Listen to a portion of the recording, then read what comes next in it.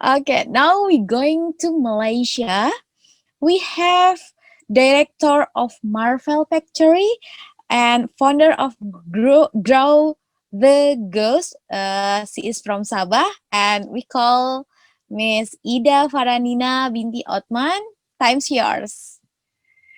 Okay, wait, I start my timer first. All right, good evening, everybody. So just now was Mr. Ida. I'm Miss Ida. That's my full name, Ida Faranina, but you Yeah, can call nice me to meet Ina. you. So I'm gonna share quickly my screen because I was told to share some stories about what we do during the pandemic. So if you can see, just quickly, so the name of my social enterprise is Marvel Factory. And under Marvel Factory, what we do is we run customized training programs focused mostly on community development. And of our signature programs is called Grow the Goose, where we run financial empowerment programs for children, teens, and youth. And also Borneo Cocoa, where we work with the small cocoa growers here in Sabah to create better incomes. So when we started Marvel Factory, so these are some of the things that we have achieved since we started in 2016. We have given birth to about 13 junior or young social entrepreneurs. We have about 14 apprentice trainers giving our trainings. And we are currently working on about 6 medium to long-term rural development programs for the indigenous communities. So a portion of our profits then goes to run free programs for these indigenous communities. But you see, all this was obviously put on hold because we were doing a lot of school programs, a lot of indigenepreneurship programs and things like that. And then things got postponed. And then I felt really helpless because I'm very outdoorsy person. I'm a trainer. I'm going into the rural communities and things like that. And that couldn't happen. So I sort of lost my mind.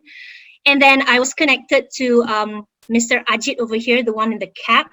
So he's a local NGI or a local volunteer who's working on ground, giving out food aids to the destitute, the very poor community here in Sabah, because in end of September, we suddenly got hit with a surge. So we were the highest state. We were the state with the highest number of COVID cases because of a local election that took place, a local state election that took place, and it kind of went out of control.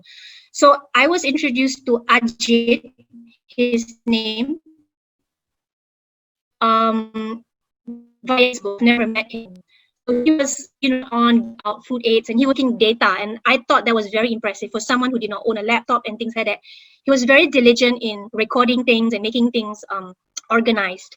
And so I decided to help out by fundraising and then funneling it to his projects of giving food aids.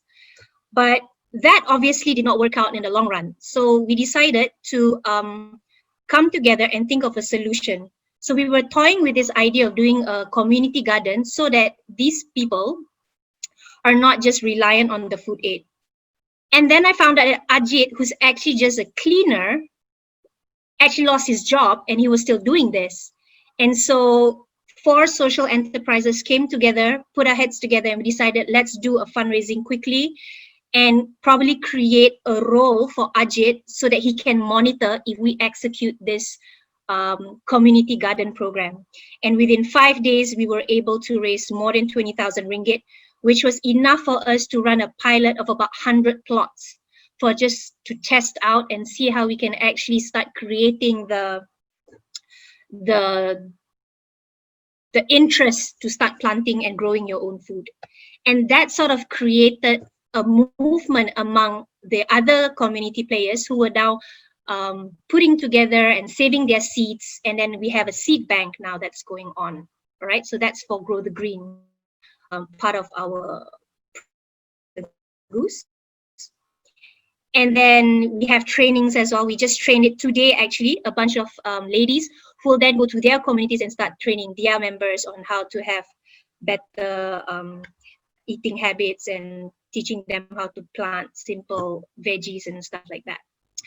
And so now for Borneo Cocoa, just before the pandemic, we had managed to actually train some farmers on simple things, because we find that in Sabah there's a lot of abandoned cocoa farms, right? Because they have outdated knowledge on how to manage cocoa farms, which actually very prone to diseases. So we actually met up with a few of them and found out what their problems were. And we brought in an expert to come and teach simple steps and techniques. And this was in March, just before we got locked down in Malaysia. And, you know, they got really excited. And then now they see the potential of actually reviving their cocoa farms.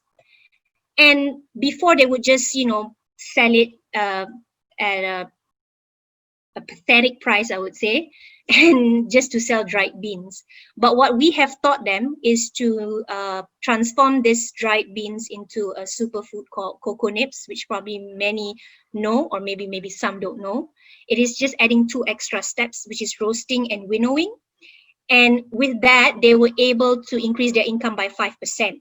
And in the 6 months, we were able to help sell for them 122 kilos. And that they managed to pay off for the ovens and stone grinders that we had initially loaned to them. So, and during the training sessions that we had just before the pandemic, we were doing experiments with them, getting them excited about what they can and cannot do with cocoa. So, you know, we created snacks and crafts using the wood after pruning, and then also soaps and scrubs and everything.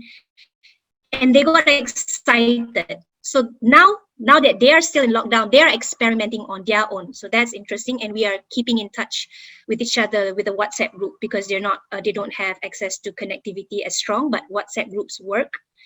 And now we're looking into actually doing cocoa retreats, virtual cocoa retreats, giving the experience of actually seeing how a cocoa farm is, how do you ferment it, how do you do it. So, you know, Sabah is one of the places to go for tourism and travel, but then now it's paralyzed. So we're thinking we could probably do some virtual cocoa retreats as one of our offerings. Yes, I did it with 50 seconds to spare. I'm sorry if that's too fast, but you can connect with me. My name is Nina from Malaysia, currently in Kota Kinabalu, Sabah. These are my 2 social enterprises, Grow the Goose and Borneo Cocoa. Thank you very much.